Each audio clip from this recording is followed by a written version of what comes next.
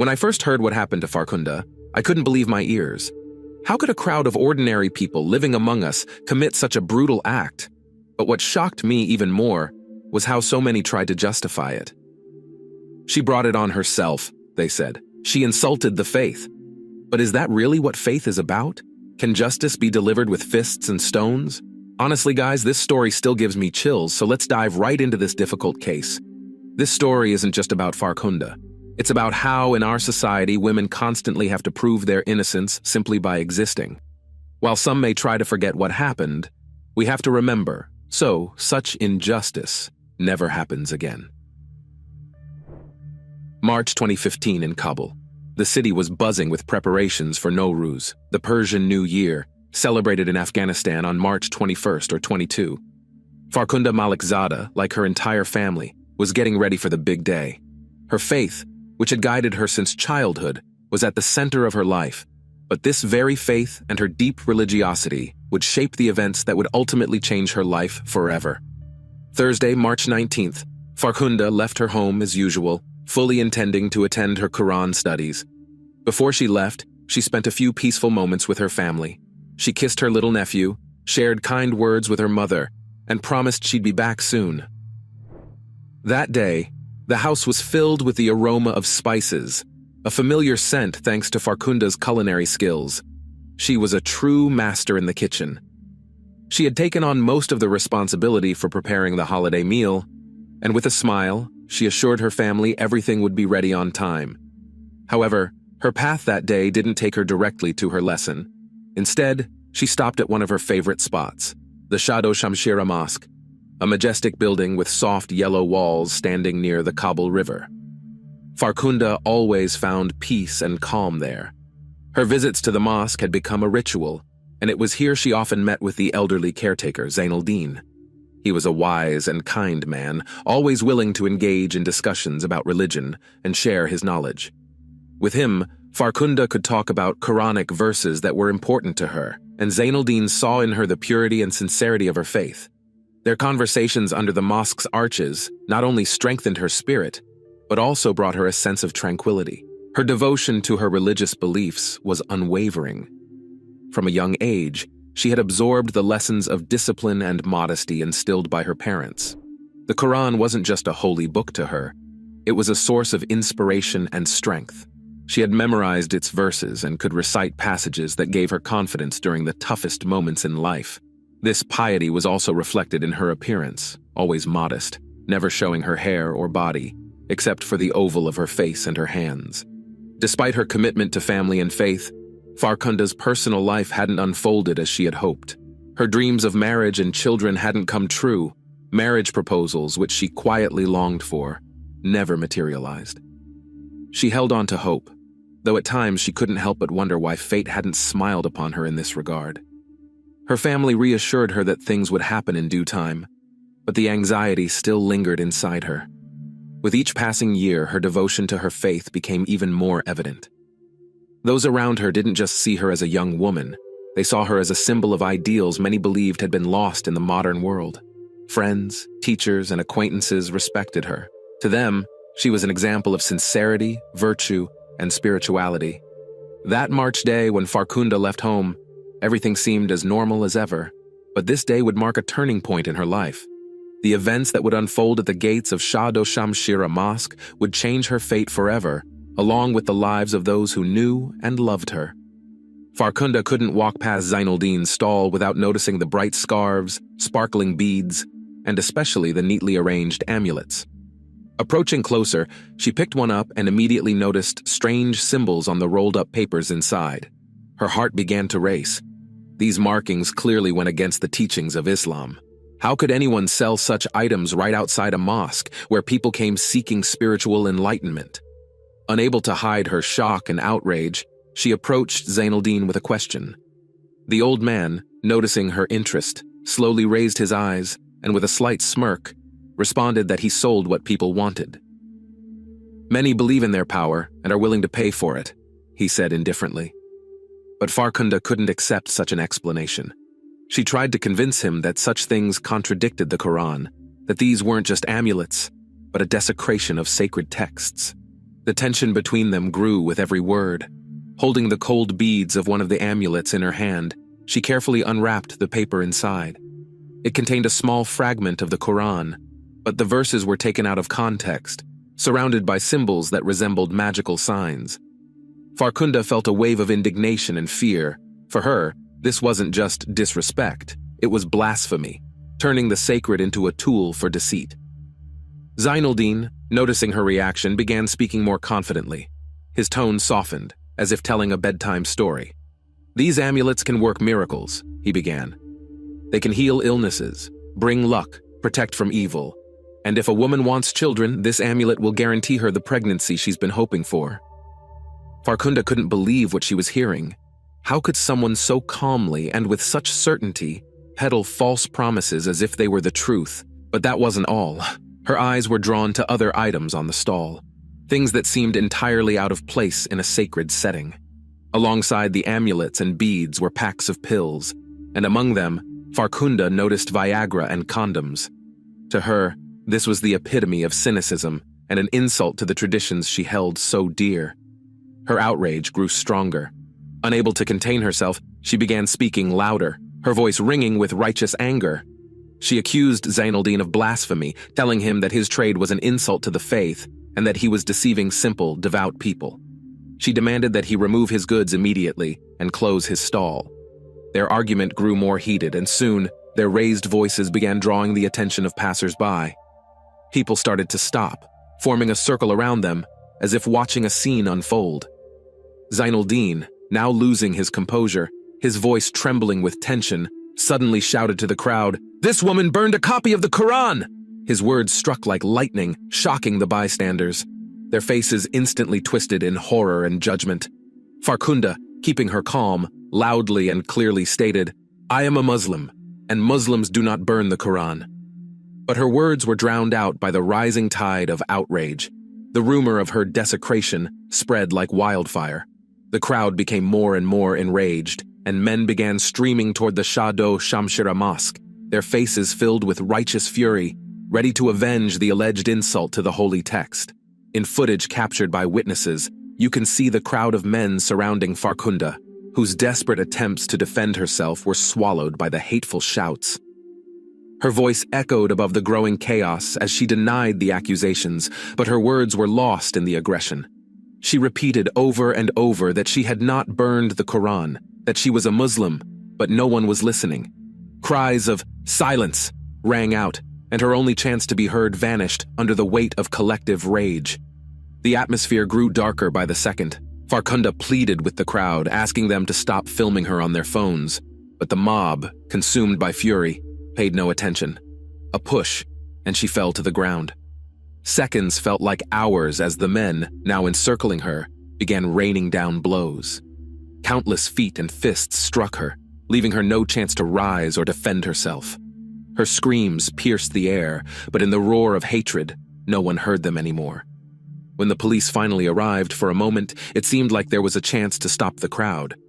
Shots fired into the air briefly slowed the violence, causing some men to back away. Farkhunda, sitting on the cold pavement, tried to shield herself from the blows, covering her face with her hands. Her disheveled hair hung down, and her chador, knocked from her head, lay on the ground beside her. An officer reached out to her, offering to help her up and take her to the station. But despite her pain and humiliation, she refused, demanding that a female officer escort her, unwilling to let any man touch her. Meanwhile, the crowd did not calm down. People continued to gather, shouting curses and accusations. Some filmed the entire scene on their phones, spreading the hatred across the city. At some point, as if by an unseen signal, the mob reached a decision. For the alleged desecration of the holy book, Farkhunda had to die. The crowd's rage hit its peak, and the madness could no longer be stopped. Around 150 men surrounded Farkhunda, 150 against one woman. The mob, consumed by a thirst for blood, stormed the mosque, screaming and threatening, as if driven purely by hate. The police, realizing they had lost control of the situation, merely watched, too afraid to intervene. Farkhunda was grabbed and dragged onto the roof of the mosque. Her screams echoed through the building, but no one listened. No one came to her aid. They threw her off the roof. The following moments turned into a nightmare. Farkhunda's helpless body, stripped of any defense, became the target of unrelenting hatred from those who believed they had the right to enact their own justice. They continued to beat her even after life had left her body. This all happened in front of dozens of onlookers, yet not a single person stepped forward to stop the brutality. Meanwhile, just a few miles from the scene of the tragedy, Farkhunda's home was filled with peaceful, everyday routines. Her parents were preparing for the holiday, expecting their daughter's return. They went about their familiar tasks, her mother sorting through fabrics, planning to refresh the carpets they had woven together, her father thinking over the menu for the festive table. Farkhunda's brother played carefree with his nephew, unaware that their comfort and tranquility were about to be shattered. They couldn't have imagined that something so horrific was happening to their daughter. In their minds, the morning was still fresh. Farkhunda had left the house with a smile, kissing each of them goodbye and promising to return in a few hours. The hours passed, and Farkhunda's family remained unaware of the horrors unfolding on the streets of Kabul. At around 4 p.m., Farkhunda's father's phone rang, breaking the quiet, peaceful atmosphere in the house. Seeing his daughter's name on the screen, he answered, mildly surprised, expecting to hear her familiar voice. But instead of a warm greeting, a harsh, unfamiliar voice came through. "Come to Shah Do Shamshira Mosque immediately," the stranger said, and the line went dead. His heart tightened with a sense of dread. He didn't know what had happened, but something inside told him it was serious. He called for his wife and son, told them about the call, and they quickly rushed to the meeting place. As they approached the mosque, they were met with a horrifying sight. The crowd surrounding the building seemed endless. People were shouting words filled with anger and condemnation, some cursing, others with fear and confusion in their eyes. Chaos reigned. The family couldn't comprehend what was happening. Their hearts pounded in sync with the rising noise of the mob, but no answers came. Fear grew inside them, gnawing at their souls, but they still didn't know that at that very moment they had already lost their daughter. As they pushed their way through the crowd, trembling with tension, a police officer approached them. He looked at them seriously and asked them to follow him. Confused and gripped by fear, they complied, hoping to finally receive some explanation. At the police station, investigators greeted them. They informed the family that an incident had occurred involving Farkhunda, and in order to avoid further complications, they needed to sign some documents. The investigators hinted that if the parents agreed to confirm that their daughter had mental health issues, the whole situation could be quickly swept under the rug. But Farkhunda's father, understanding the implications, firmly refused. His refusal sparked dissatisfaction among the police. He knew his daughter was perfectly healthy and wasn't about to lie.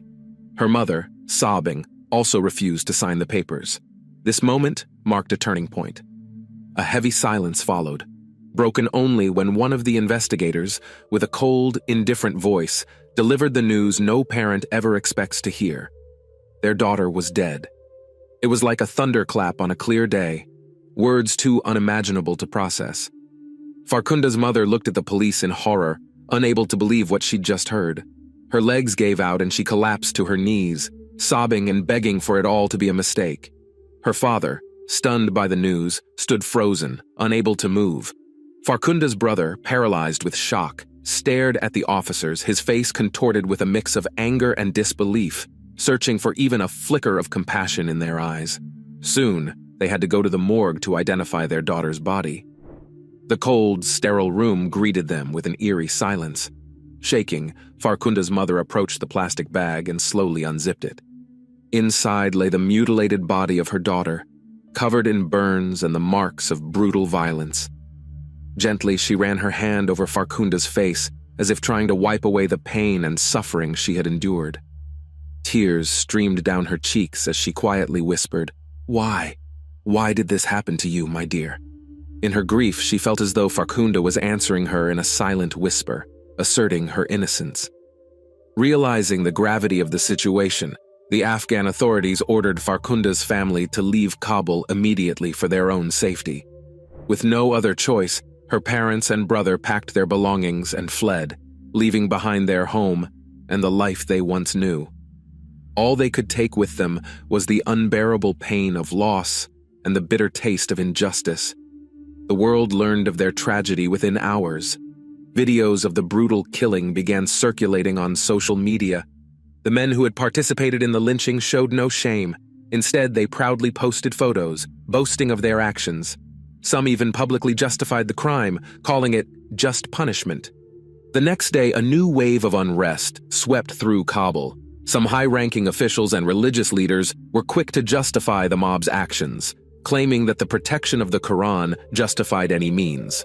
Their words were cold and cruel, without a hint of regret. However, Afghanistan's president, Ashraf Ghani, was the only one to condemn the horrific act, calling it a national disgrace. He demanded an immediate investigation to bring those responsible to justice. Kabul's investigative authorities reviewed all available data and witness statements within hours. It soon became clear there was not a shred of evidence that Farkhunda had burned the Quran or collaborated with foreigners.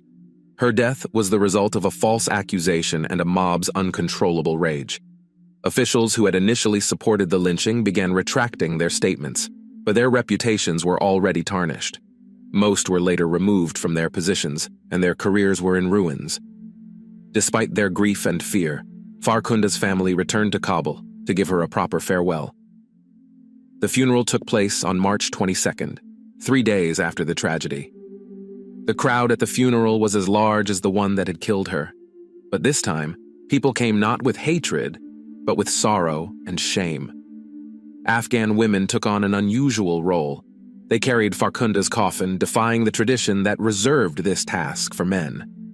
When some men offered to help, the women angrily waved them off, shouting, "Where were you when 150 men attacked Farkhunda?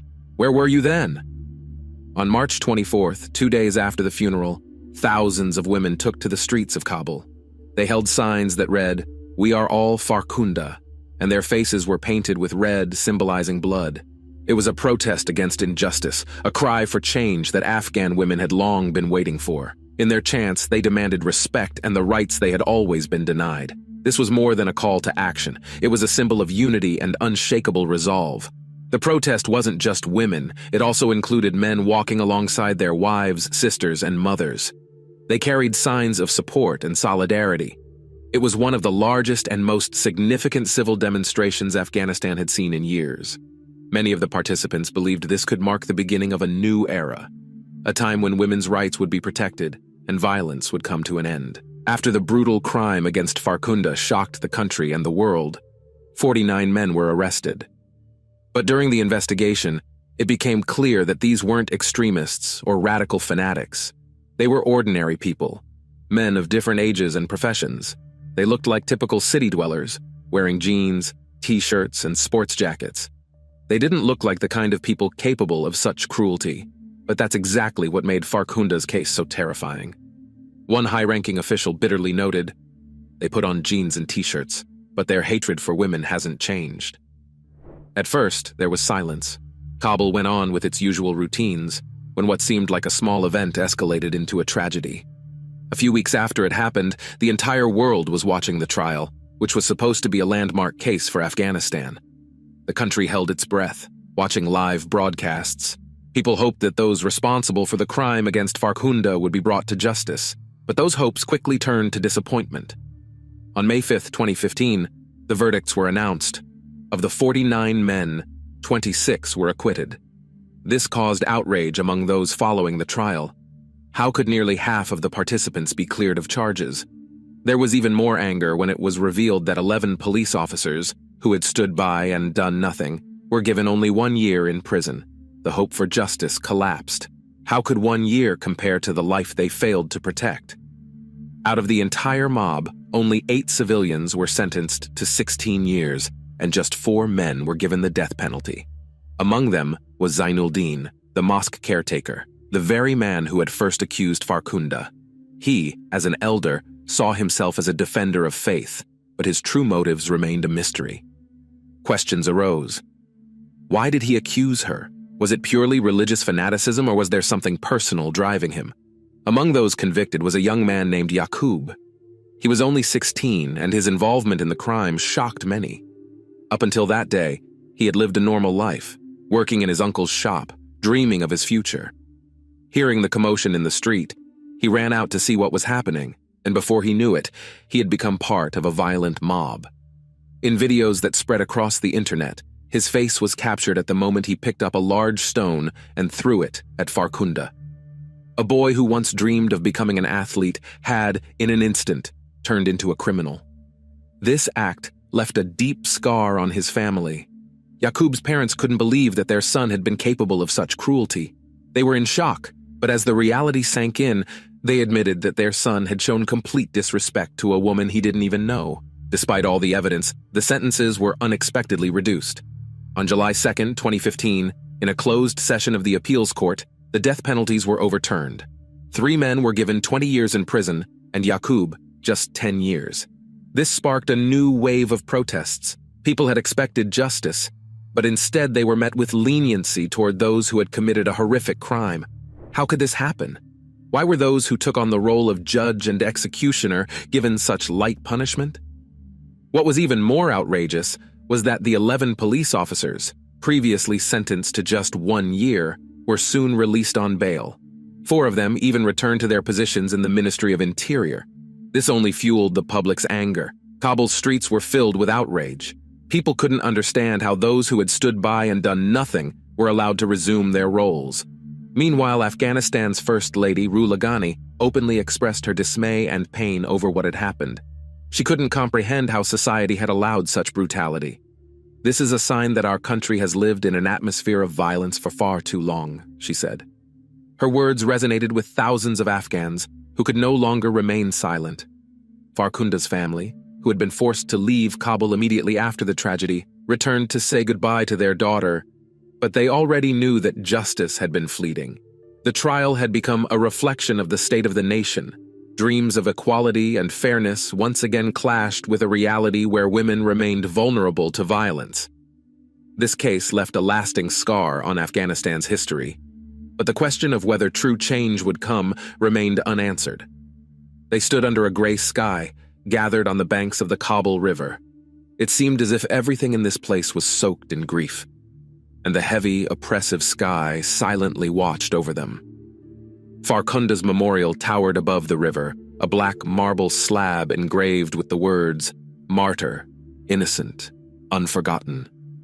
The body of the young woman, whose name was now known across the country, had been burned here, on this very spot, and this place had become a symbol of her suffering and of the fact that women in Afghanistan still lived in a world where injustice was the norm. People came to the memorial every day. Some left flowers, others simply stood in silence. But for many, especially women, this place was more than just a reminder. It was a place of anger. Anger at the system, at the culture, at the laws that still left them powerless. "The government has shown its weakness again," some whispered. "Farkhunda wasn't the first, and I fear she won't be the last," others declared. Their voices were lost in the air, but the words sounded like accusations that no one had protected her. How could they let the mob kill her so brutally, without even asking if she was guilty? A year had passed since Farkhunda Malikzada was killed. On March 23, 2016, a memorial was unveiled in Kabul in her honor. Her body had been burned at this very spot, and now a monument stood there, a reminder of the injustice that everyone saw, yet everyone ignored. The memorial was built for those who wanted to remember. But memory alone doesn't change the system. At the memorial's opening, activists took to the stage.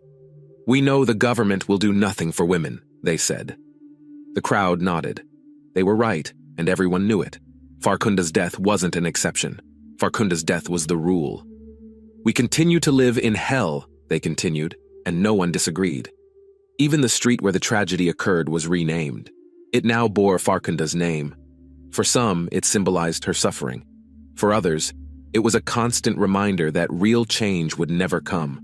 This street had become a symbol, not of transformation, but of time standing still, where every day brings the same problems all over again. Meanwhile, Shado Shamshira Mosque, where it all began, had changed. The new caretaker, Haji Naim, decided to restore order. His rules were strict. No wandering around the mosque grounds, no cell phones allowed. He was firm. The mosque should be a place for prayer, not a playground for distractions. But his words echoed the past. After all, it was on these very grounds that people not only forgot how to pray, they forgot what it meant to be human. Today we look more through cameras than through our own eyes, he continued. When someone falls, we record it instead of helping. His rules caused some frustration, but no one denied that they were necessary. After all, too many victims had fallen under the lenses of cell phones. But while the mosque's rules changed, nothing improved for women. Since Farkhunda's tragic death, the atmosphere in the country had only gotten worse.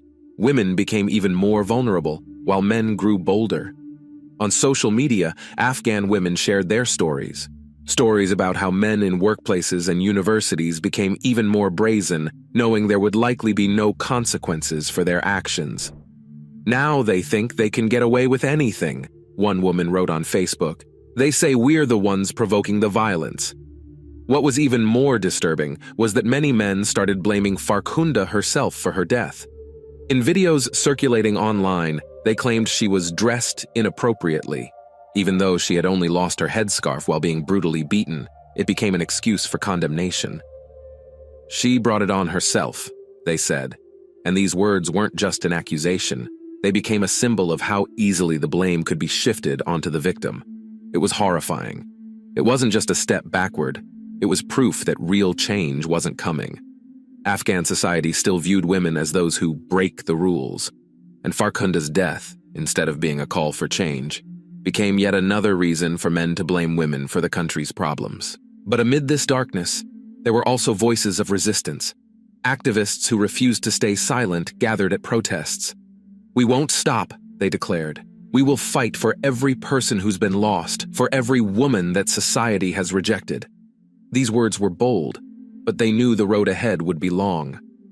"Farkhunda's tragedy must be a lesson," they repeated, hoping someone would listen. The memorial, the renamed street, the new rules at the mosque, all were attempts to spark change. But change hadn't come. The fear for their own lives remained for Afghan women, many of them still worried about their safety. The memorial became a symbol of remembrance, but it didn't change the reality. Every woman who walked past the memorial knew this could happen to any of us.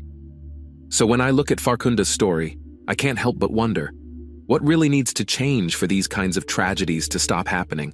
Monuments? Renamed streets? These are all symbols, but they don't solve the problem.